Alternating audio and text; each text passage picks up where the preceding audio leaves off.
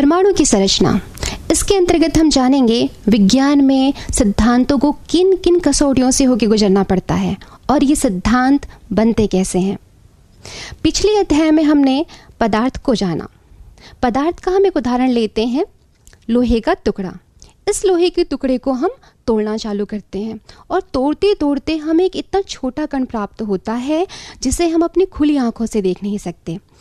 इस छोटे कण को हम कहते हैं अणु, और इसे हम और आगे तोड़ें तो हमें उससे भी छोटा कण प्राप्त होता है जिसे हम परमाणु के नाम से जानते हैं।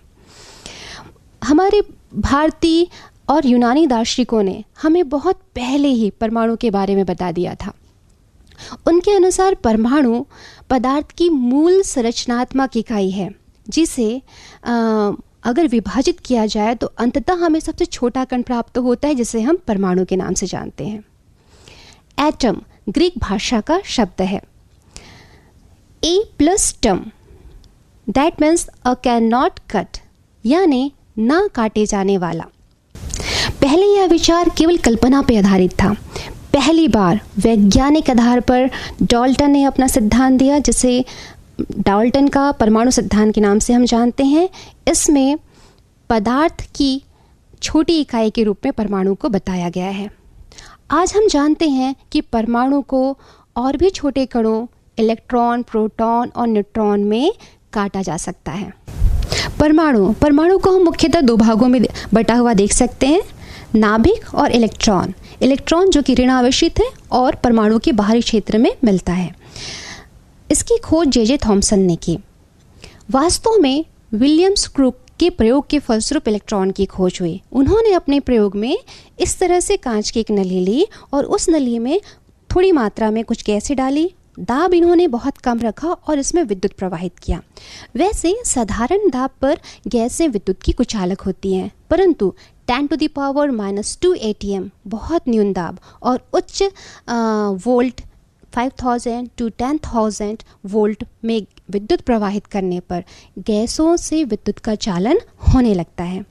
इन्होंने अपने प्रयोग में देखा कि कैथोड से कुछ अदृश्य किरणें निकल रही हैं जो कि कैथोड के लंबवत हैं।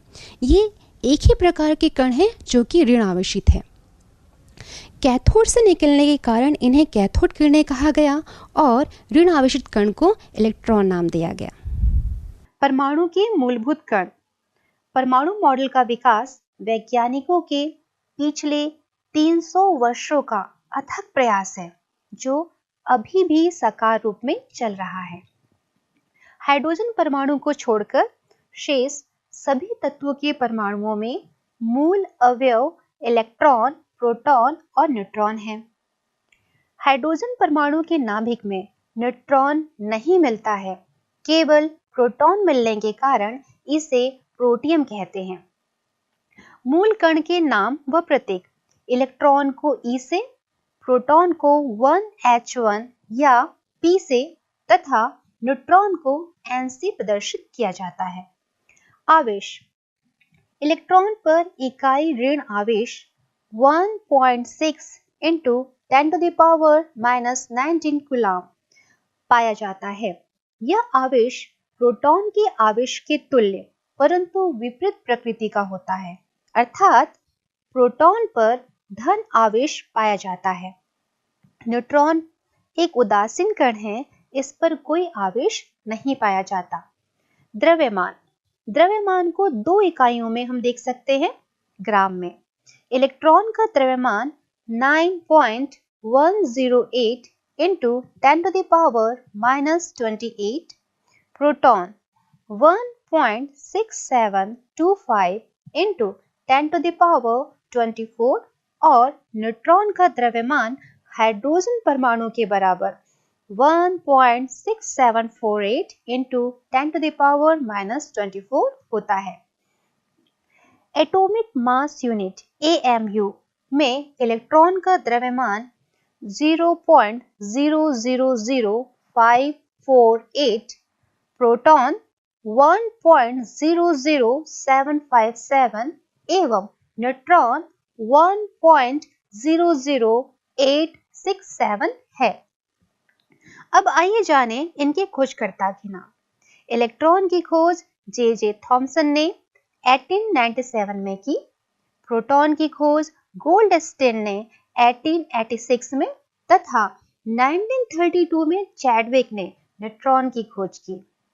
इसे ट्रिक से याद कर सकते हैं, जैसे ईंट पर गिरकर नाचे। यहाँ ईंट इलेक्ट्रॉन थॉमसन, पर गिर पी गोल्डस्टीन, नाचे and Chadwick, that means neutron की खोज चैडविक ने की। बच्चों, परमाणु की संरचना को समझने के लिए समय समय पे बहुत से मॉडल दिए गए, जिसमें सबसे पहला मॉडल था थॉमस का परमाणु मॉडल।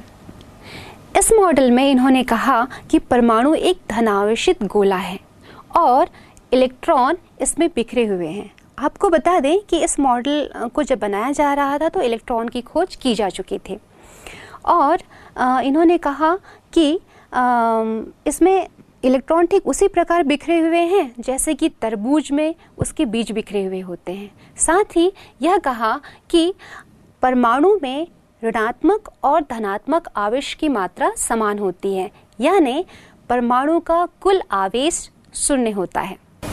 बच्चों, हमने अभी देखा थॉमसन का परमाणु मॉडल। अब बारी थी इस मॉडल की वैधता को सिद्ध करने की। तो इसके लिए बहुत से वैज्ञानिकों ने अपने प्रयोग किए और इन सब प्रयोगों में एक प्रयोग था रदरफोर्ड का प्रयोग। आइए देखें रदरफोर्ड का प्रयोग। रदरफोर्ड का प्रयोग। रदरफोर्ड के प्रयोग में एक अल्फा कण का स्रोत था, जहां से अल्फा कण को छोड़ा जाता था। अल्फा कण के सामने सोने की पतली पन्नी थी, जिसमें अल्फा कण टकरा रहे थे।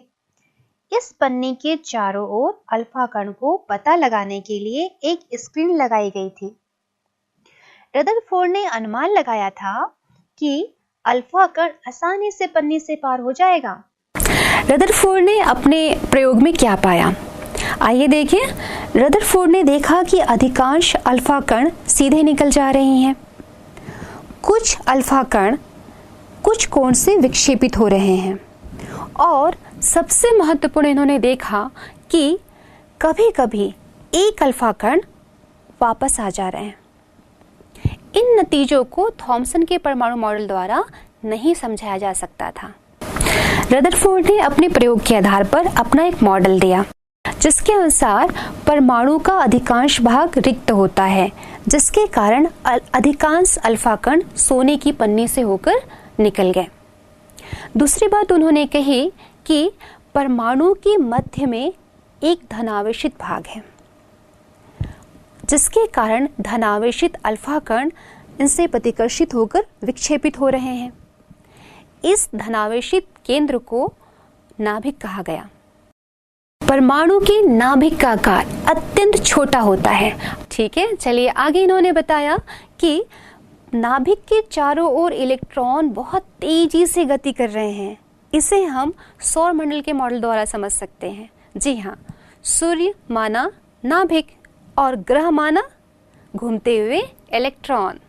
इन्होंने यह भी बताया कि इलेक्ट्रॉन और नाभिक आपस में आकर्षण के स्थिर वैद्युत बल द्वारा आपस में बंधे रहते हैं। रदरफोर्ड के मॉडल में सबसे बड़ी समस्या यह थी कि मैक्सवेल के सिद्धांत के अनुसार गतिमान वस्तु लगातार ऊर्जा का ह्रास करती है या ऊर्जा उत्सर्जित करती है। इस प्रकार गतिमान इलेक्ट्रॉन के ऊर्जा के ह्रास से इलेक्ट्रॉन की गति धीरे धीरे मंद होती जाएगी और एक स्थिति ऐसी आएगी कि इलेक्ट्रॉन स्थिर हो जाएगा, जिससे वह नाभिक से जाकर मिल जाएगा। इसका मतलब ये हुआ परमाणु स्थायी नहीं रहेगा, जबकि परमाणु तो स्थायी होता है। बच्चों, तो जैसे कि आपने देखा कि रदरफोर्ड के मॉडल में भी कुछ कमियां थी। इन कमियों को दूर करने के लिए 1930 में नील्स बोहर ने अपना एक मॉडल दिया, जिसके अनुसार इलेक्ट्रॉन जो है नाभिक के चारों ओर निश्चित कक्षा में, एक वृत्ताकार कक्षा में क्या करते हैं, चक्कर लगाते हैं। इस मॉडल को सोमरफेल्ड ने और मॉडिफाई किया और उन्होंने कहा कि इलेक्ट्रॉन वृत्ताकार पथ में नहीं, दीर्घवृत्ताकार पथ में चक्कर लगाते हैं।